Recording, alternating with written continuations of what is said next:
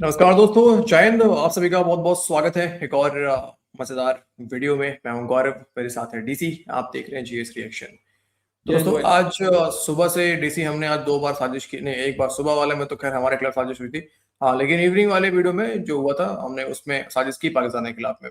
अब एक नहीं, दो, ऐसे तो तीन न्यूज है, लेकिन दो ही न्यूज मैंने इस वीडियो के अंदर कवर करा, ज्यादा बड़ा नहीं किया मैंने वीडियो को। तो दो जगह से डीसी, दोनों बरादर मुल्कों ने डीसी पाकिस्तान को झटका दिया है। एक तो बरादर मुल्क ईरान है, जिसने पाकिस्तान को झटका दिया है, और दूसरा बरादर मुल्क सर बांग्लादेश है, जिसने पाकिस्तान को झटका दिया है। नहीं मतलब पीएसएल वाली बात नहीं कर रहा हूँ, पीएसएल क्रिकेट वाला झटका तो वो अलग चल ही रहा है उनका।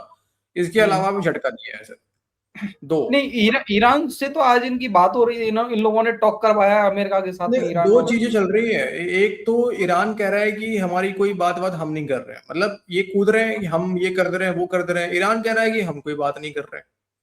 ठीक है। ईरान ने मतलब अपने 5 पॉइंट रखे हुए हैं, 5 पॉइंट रखे हुए हैं, और वो पांचों पॉइंट ऐसे हैं डीसी की जिसको चांस कम ही है कि यूएस उसको एक्सेप्ट करे, चाहे इसराइल उसको एक्सेप्ट मतलब करे। एक तो सबसे बड़ा वही होगा सर मतलब जो खर्चा मांग रहा है, जितना भी खर्चा हमारा मांग मतलब रहा है नुकसान पूरा, हुआ है वो पूरा दो। खर्चा मांग रहे हैं, हाँ। और आगे से कोई भी मतलब सीज फायर नहीं चाहिए ईरान को। ईरान कह रहा है कि भाई सीज फायर नहीं, प्रॉपर मेरे ऊपर कोई अटैक नहीं होना चाहिए, ना कोई असैसिनेशन होना चाहिए मेरे किसी भी लीडर का, चाहे कोई भी बिल्कुल आईआरजीसी का बिल्कुल। कमांडर वमांडर कोई भी हो, किसी का नहीं होना चाहिए। 5 पॉइंट है हम्म। अलग अलग उसमें, वो अलग टॉपिक है। वो हमारा टॉपिक नहीं है आज के इस वीडियो का। लेकिन दो झटके क्या है डीसी, वो दिखाते हैं आपको सीधे वीडियो में। अब थंबनेल तो हमने लगाया होगा, बहुत लोगों को हिंट्स मिल ही गया होगा थंबनेल से, लेकिन सीधे वीडियो पे चलते हैं। और हम्म। जो उछल कूद पाकिस्तानी कर रहे हैं, खास करके बांग्लादेश को लेकर जो कर रहे थे रिसेंटली अभी, तो हम कई बार कहते हैं यार, हम लोग कहते हैं पाकिस्तानियों को, यार मतलब ठहर जाओ यार थोड़ा सा, मतलब इतना इतना नहीं कूदते हैं यार बच्चे, हैं।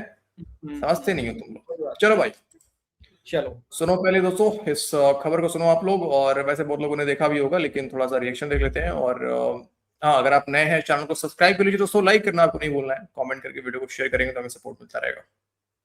इस्लामाबाद चढ़ चढ़ के आए। इसहाक डॉलर फोन करे ईरान को, फोन तो कर सकता है। फोन पे तो ईरानी बात करेंगे जब वजीर खारजा यहां से बात करेगा चपरासी सरकार का। ये चपरासी सरकार जब वहां पे फोन करती है, उन्होंने कहा कि जी हम यहाँ पे इस्लामाबाद में हाजिर हैं। इस्लामाबाद रेडी है जनाब, इस्लामाबाद जो है वो मुज़ाकरात कराने के लिए तैयार है। और आज ऐसी मुंह पे चपेड़ पड़ी है इस्लामाबाद के, जहां पे पेट्रोल पंप के ऊपर इतनी लंबी लाइनें हैं कि आपकी सोच है, अगर आप पाकिस्तान में मौजूद हैं तो आपको पता है। और इतनी शदीद किल्लत है। और कल तक चाइना, इंडिया और पाकिस्तान के ऑयल टैंकर्स आ रहे थे स्ट्रेट ऑफ हॉर्मज से, जहां पे एक टोल सिस्टम लगाया गया है। $2 मिलियन के बराबर या चाइनीज युआन या कैश या क्रिप्टो करेंसी आपको पे करनी पड़ती है, तो वहां से टैंकर गुजर सकता है।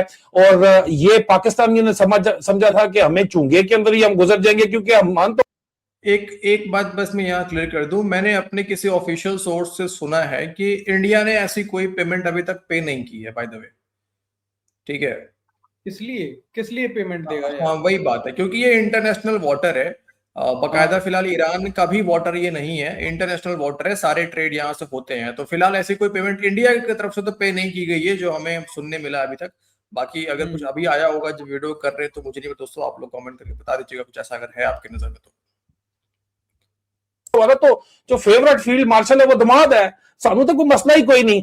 आज पाकिस्तान की शिप जो है वो आ रही थी, ये शिप है सेलन, इसको वापस मोड़ दिया गया है। ये शारजा से तेल लेके कराची आ रही थी और इसको वापस मोड़ा गया है। अजीजा ने मन, ये आप में रिपोर्ट्स इस वक्त आपके सामने स्क्रीन के ऊपर नजर आ रही हैं, सोर्स भी हम आपको दिखा देते हैं, आप देख लीजिए। और ये शिप वापस मोड़ी गई है। ये ट्रांसलेशन आपको दिखाते हैं कि the container ship Selen was turned back by Iranian republican guard corps navy due to failure to comply with legal protocols and lack of permission to pass through Strait of Hormuz.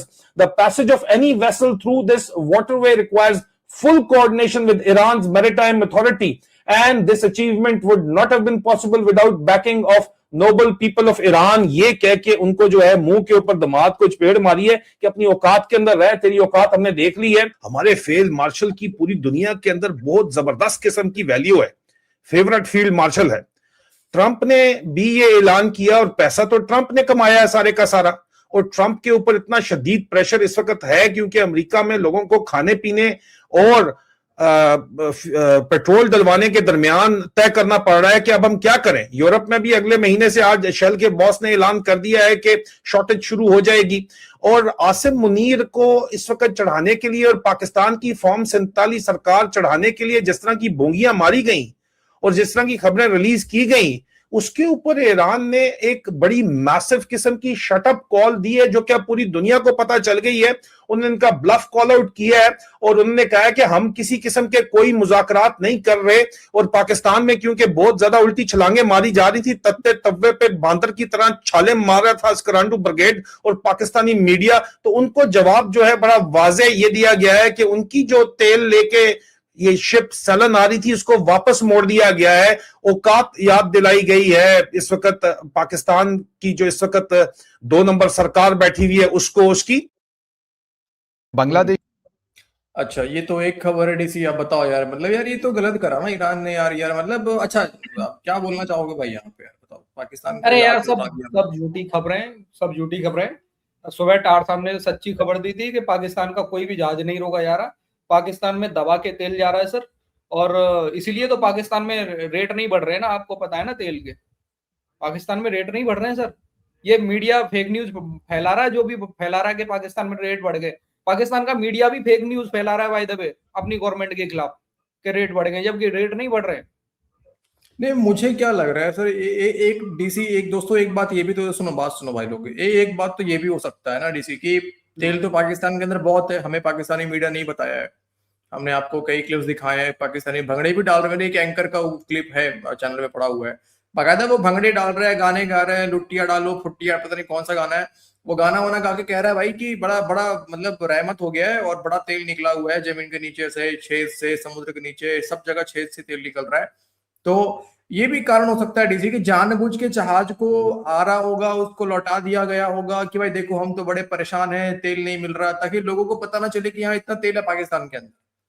ये भी तो नहीं, फंडा है ना। Actually में मुझे शायद ऐसा ही लग रहा है सर, ईरान को पता चल गया होगा कि पाकिस्तान उल्टा तेल बेच रहा पूरी दुनिया को इस रास्ते के थ्रू। तो शायद ईरान ने धमकी लगा दी होगी कि भाई ये काम हम नहीं करने देंगे, पाकिस्तान ऐसे नहीं भाई, आप तो लेके जाए यहाँ से तेल, ऐसे नहीं बेचने नहीं देंगे यार उल्टा। तो शायद इसलिए हो सकता है वापस कर दिया। ये भी एंगल तो है यार, ये तुम्हारे भी लेकिन नजरिया डीसी बड़ा तगड़ा है भाई साहब, तुम कुछ अलग ही एंगल से देखते हो मामला को। अरे मानता यार देखो, सोचना पड़ता है, भले ही दुनिया को दिखाने के लिए पाकिस्तान ये कर रहा होगा कि हम दुनिया से तेल खरीद रहे हैं, ये उल्टा बेच रहे हैं भाई दुनिया को। सही बात है, मजाक नहीं है। अच्छा जी, अच्छा जी, हाँ जी।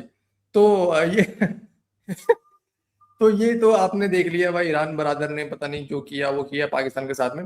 लेकिन इधर और आज एक 25 चीज मार्च है दोस्तों। हाँ हमारे जो नुमाइंदे ना जुल्फी मियां ने ये खबर दी है सर कि ये हाँ जो टैंकर्स जाते हैं ना, तेल के टैंकर्स जो पाकिस्तान के तेल लेने के लिए जाते हो, चलो लेने के नाम से जाते होंगे, लेकिन सर हाँ एक बात, आपने एक मूवी देखी होगी शायद कि कार सोने से ही बनवा दी, सोने से पूरी की पूरी कार बनवा दी। ये लोग टैंकर हाँ सोने का बनवा के दूसरे देशों में सप्लाई कर रहे हैं सर, सोना बेच रहे हैं।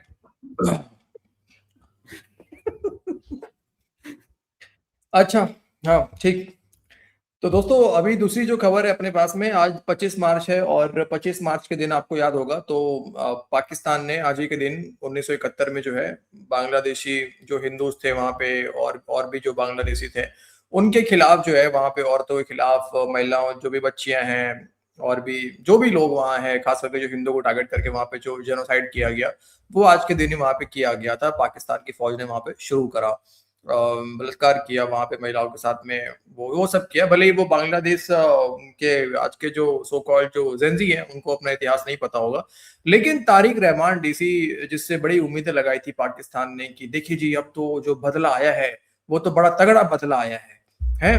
अच्छा सुनो जरा क्या ट्वीट है। गलत बात है, तारिक रहमान से उम्मीद नहीं लगाई थी इन्होंने, डॉक्टर यूनिस से ही लगाई थी सर, तारिक रहमान से उम्मीद नहीं लगाई इन्होंने। हाँ नहीं, बात आपकी सही है, ठीक है, आपने मुझे आइसोलेट कर दिया, मानता हूँ, मतलब मैं तो प्रोपेगेंडा कर रहा था यार। यार तुमने नहीं मुझे यार, आइसोलेट कर दिया यार। नहीं थोड़ा सा फिर भी देखे हुए यार, आवाम की अच्छा वोट ठीक से है, आया को बंदा यार। हाँ वो आवाम की वोट से आया, बिल्कुल आवाम की वोट से तो आया सर, लेकिन कुछ हद तक तो उम्मीदें थी ना यार, ये भी तो नहीं है ना कि बिल्कुल उम्मीद नहीं थी, कुछ हद तक तो थी। हाँ अच्छा, से रख दें, जहां पर तारिकुर रहमान जो नए वजीर आजम हैं बांग्लादेश के, उन्होंने पाकिस्तानी जर्नल्स को एक जोर का झटका दिया है, मगर धीरे से। तारिकुर रहमान क्या है, क्विकली बता दें कि जब वहां की फौज ने, बांग्लादेश की फौज ने शेख मुजीबुर रहमान को कत्ल कर दिया था, उसके बाद ज़ियाउर रहमान एक इनके जनरल थे बांग्लादेशी फ़ौज के, वो फिर हुकूमत में आए और उनकी वफ़ात के बाद उनकी ज़ौजा खालिदा ज़िया, बेगम खालिदा ज़िया जो हैं वो सियासत में आई और वो शेख हसीना के ख़िलाफ़ सियासत करती थी। बेगम खालिदा ज़िया जो हैं वो वज़ीर आज़म भी बनी और ये जो ज़ियाउर रहमान, जनरल ज़ियाउर रहमान और बाद में सदर बांग्लादेश के ज़ियाउर रहमान और खालिदा ज़िया जो बाद में प्राइम मिनिस्टर बनी, इन दोनों का बेटा, इनके जो बेटे हैं उनका नाम है तारिकुर रहमान। वो जाहिर है खालिदा ज़िया साहबा को जेल में डाल दिया था शेख हसीना ने और 16 साल वो हुकूमत में रही शेख हसीना। खालिदा ज़िया साहबा जेल में थी और तारिकुर रहमान जो हैं वो एग्ज़ाइल में थे। जब शेख हसीना हट गई या वो मुल्क से फ़रार हो गई तो उसके बाद आपने देखा कि खालिदा ज़िया साहबा को जेल से छोड़ा गया, लेकिन थोड़ी ही देर के बाद उनकी वफ़ात हो गई।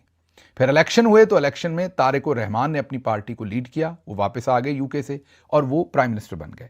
जब प्राइम मिनिस्टर बने तो पाकिस्तान में जनाब बाजे गाजे जश्न वशन था कि अपना ही बंदा लग गया है।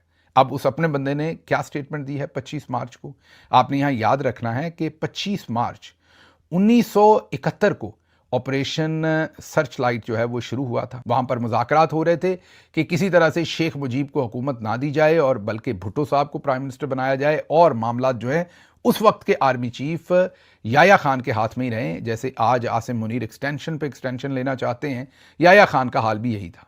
जब मुज़ाकरात में शेख मुजीबुर रहमान ने ये बात नहीं मानी तो फिर उस मुल्क के अंदर जो है, मीन मुल्क के उस हिस्से में, पाकिस्तान का हिस्सा था मशरकी पाकिस्तान, वहाँ पर फौजी ऑपरेशन शुरू किया गया जो 25 मार्च से शुरू हुआ और फिर 16 दिसंबर तक ये लड़ाई वहाँ की आवाम के साथ अपनी ही फ़ौज लड़ती रही।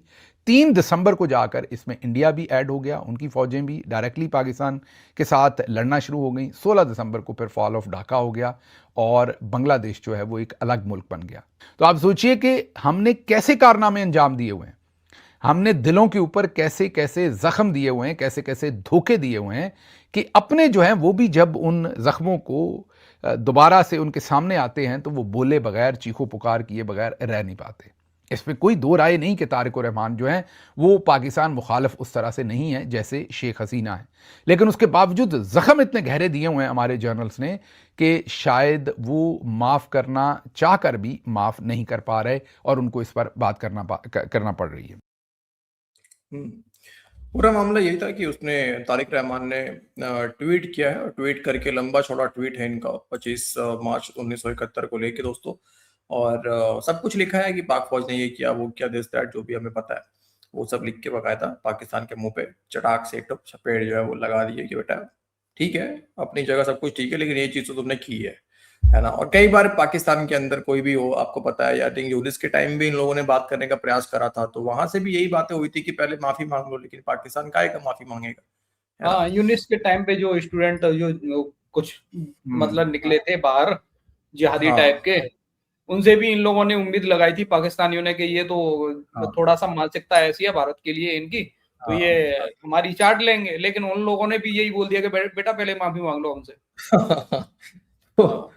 तो ये तो चलो, ये तो कम से कम थोड़ा सा गैरत बांग्लादेश के अंदर इतना तो कम से कम बचा के रखा है।